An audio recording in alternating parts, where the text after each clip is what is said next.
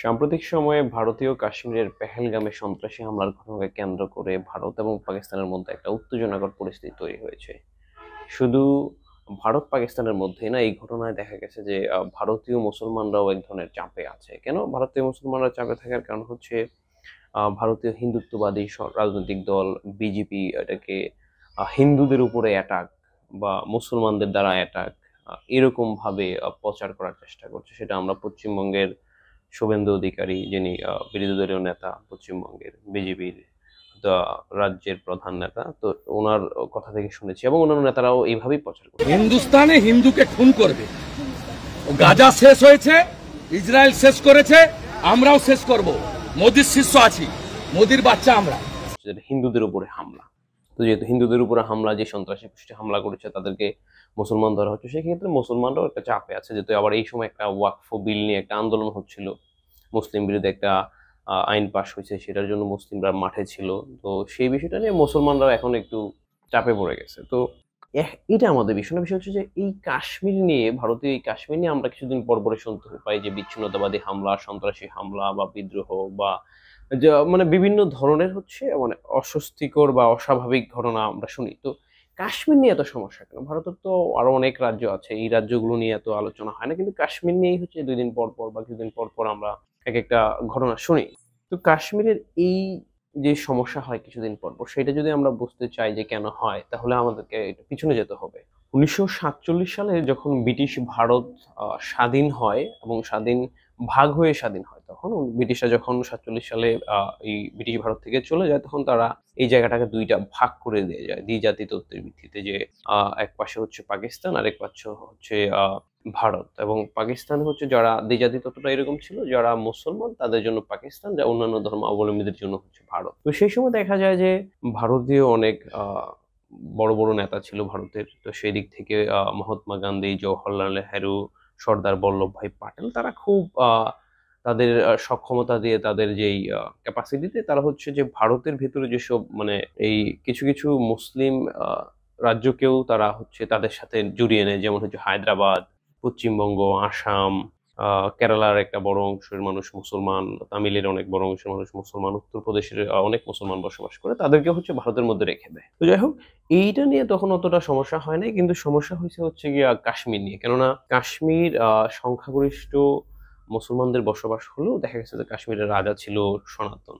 আর হচ্ছে কাশ্মীরটাকে হচ্ছে ব্রিটিশরা এখানে টোটালি ভাগ করে দিয়ে বা কোনো সমাধান করে দিয়ে যায় না। কাশ্মীরটা এমনভাবে রেখে দিয়ে গেছে যেন যার শক্তি আছে সে যেন দখল করে নিতে পারে, বা কাশ্মীর মানে কাশ্মীরকে নিয়ে কোনো সমাধান দিয়ে যায় না। তো সেক্ষেত্রে দেখা গেছে যে কাশ্মীরের যেহেতু সংখ্যাগরিষ্ঠ মানুষ ছিল মুসলমান, তখন পাকিস্তান দাবি করতেছিল যে কাশ্মীর তাদের সাথে যুক্ত হবে, এবং যেহেতু রাজা ছিল হিন্দু এবং তিনি চাইছিলেন ভারতের সাথে যুক্ত হইতে, তো দেখা গেছে যে ভারত দাবি করছিল তাদের সাথে যুক্ত হতে। তো এটাকে কেন্দ্র করে ১৯৪৭ সালে ভারত এবং পাকিস্তানের মধ্যে একটা যুদ্ধ হয়, যেটা প্রায় ২ বছর ব্যাপী চলছে। তারপর ১৯৪৯ সালে জাতিসংঘের মধ্যস্থতায় এই যুদ্ধের অবসান ঘটে। কিন্তু যুদ্ধের অবসান ঘটলেও যে কাশ্মীর ছিল, কাশ্মীর মোটামুটি ২ পক্ষ দখল করে নিছে এই অবস্থাতে। এবং দখল থাকা অবস্থাতেই যার কাছে যেটা ছিল, কাশ্মীরের বেশিরভাগ অংশটা ভারত দখল করে এবং কিছুটা অংশ পাকিস্তান দখল করে। তাদের হাতে থেকেই সমস্যার সমাধান হয়। তারপর দেখা গেছে যে পরবর্তীতে ১৯৬৫ সালে কাশ্মীরকে কেন্দ্র করে ভারত পাকিস্তানের মধ্যে আরেকটা যুদ্ধ হয়। ১৯৯৯ সালে আরেকটা যুদ্ধ হয়। কিন্তু এরই মধ্যে পাকিস্তানের যে কাশ্মীর ছিল, সেটা আস্তে আস্তে পাকিস্তানের সাথে, সাধারণ মানুষের সাথে ওকে হয়ে যায়, মানে নরমাল হয়ে যায় আরকি পাকিস্তানের অবস্থা বা কাশ্মীরের অবস্থা, পাকিস্তানি কাশ্মীরের। কিন্তু ভারতীয় কাশ্মীর যেটা আছে, তারা দেখা গেছে যে বিভিন্ন সময়ে বিদ্রোহ করতো, তারা ভারতের সাথে থাকতে চাইতো না। আর তারপর দেখা গেছে যে ভারতের যেই কাশ্মীর আছে, তাদের মধ্যে একটা বিদ্রোহী মনোভাব আছে, ভারতের সাথে না থাকতে চাওয়ার একটা প্রবণতা আছে। তো এই বিষয়গুলোকে দমন করার জন্য ভারতীয় গভর্নমেন্ট দেখা গেছে যে কাশ্মীর, ভারত দখলকৃত যে কাশ্মীর আছে, সেখানে হচ্ছে ব্যাপকভাবে সেনা মোতায়েন করে রেখেছে। তো আমরা যখন লক্ষ্য করি যে ভারতে বিভিন্ন ধরনের হচ্ছে মুসলিম বিরোধী আইন পাস হয়, সারা ভারতে কোনো বড় ধরনের আন্দোলন হইলেও তো কাশ্মীরেরা কিন্তু ওইভাবে নাড়াচাড়া করতে পারে না। বা কাশ্মীর বিরোধী কোনো বিল পাস হইলে বা কাশ্মীরের জনগণ বিরোধী কোনো বিল পাস হইলে তারা তখনও কোনো নাড়াচাড়া করার সুযোগ নেই। কেননা হচ্ছে এখানে ব্যাপকভাবে সেনা মোতায়েন করা। নাড়াচাড়া দিলেই হচ্ছে কোনো একটা ট্যাগ দিয়ে ওই জঙ্গি বানায়া বা জঙ্গি একটা ব্যাপার-স্যাপার থাকে বলার। তো সেই জায়গা থেকেই দেখা গেছে যে কিছুদিন পর পর জনগণ যখন দেয়ালে পা ঠেকে যায়, এরকম হয় অনেক সময়, তারা হচ্ছে আত্মঘাতী হামলা করে বা সন্ত্রাসী হামলা করে, বা অনেক অনেক জঙ্গি গোষ্ঠীও আছে কাশ্মীরে। যারা বলা হচ্ছে যে বিদ্রোহী জঙ্গি গোষ্ঠী। তো সেই ক্ষেত্রে একজনের কাছে জঙ্গি, আরেকজনের কাছে হচ্ছে দেশপ্রেমী, বা আরেকজনের কাছে হচ্ছে যে তারা স্বাধীনতা প্রিয়। তো সেই বিষয়টা থাকে। তো এই ঘটনা দেখলে তো মনে হচ্ছে যে কাশ্মীরের সমস্যার কারণে বা ভারতীয় যে ম্যানেজমেন্টের সমস্যার কারণে হচ্ছে কাশ্মীরের মানুষ বা কাশ্মীরের সমস্যাগুলো হয়। তো এই বিষয়গুলোর সাথে সবসময় পাকিস্তানকে লিঙ্ক করা হয় কেন?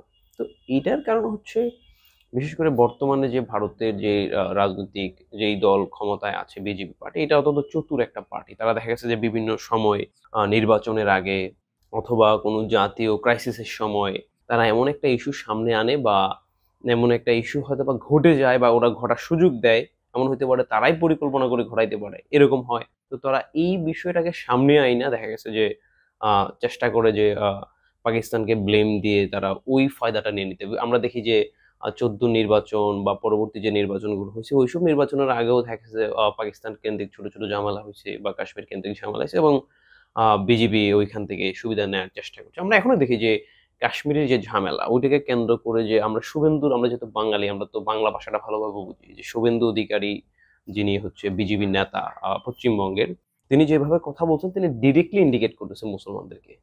যদি কোনো সন্ত্রাসী হামলা হয়ে থাকে সেটা সন্ত্রাসীরা করছে, তাদেরকে ধরেন, ধরে তাদেরকে বিচার করেন।